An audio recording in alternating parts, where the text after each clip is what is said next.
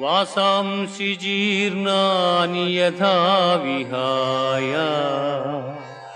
నవాని గృహ్ణాతి నరోపరాణి తథా శరీరాణి విహాయ జీర్ణ అన్యాని సంయాతి నవాని దేహి.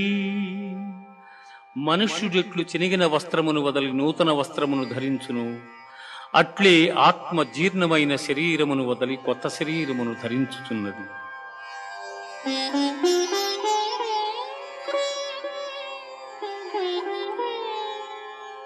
నైనం చిందంతి శస్త్రాణి నైనం దహతి